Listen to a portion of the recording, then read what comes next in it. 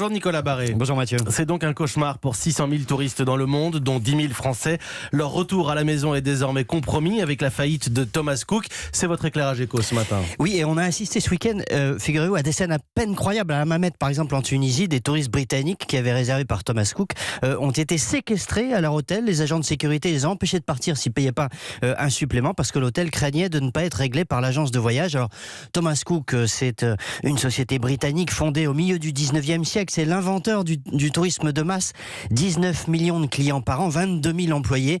Les réunions se sont succédées à Londres cette nuit pour tenter de sauver l'Empire, mais rien n'y a fait. Elle est en faillite, et pourtant, il n'y a jamais eu autant de touristes dans le monde.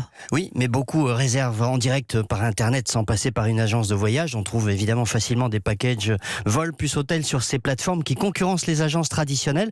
Thomas Cook a aussi souffert ces dernières années sur des destinations de masse d'Afrique du Nord ou d'Égypte à cause des risques terroristes. Et puis certains spécialistes du secteur citent le réchauffement climatique qui incite les Européens à rester en Europe plutôt que d'aller plus au sud. Bref, ça fait des années que le business de Thomas Cook s'érode. La faillite était inéluctable. En attendant, Londres est en train de monter ce que les médias britanniques qualifient de plus grande opération de rapatriement depuis la Seconde Guerre mondiale pour éviter que des touristes restent pris en otage dans un palace de Tunisie. Même s'il y a pire, ça n'est quand même pas drôle. Merci Nicolas Barré, directeur des Échos. Et comme Guylaine qui nous a appelé en direct dans le journal de 6h tout à l'heure, vous aviez un voyage prévu avec Thomas Cook ou peut-être que vous avez du mal à rentrer de vacances à cause de cette annonce. 3921 et le hashtag Europe 1.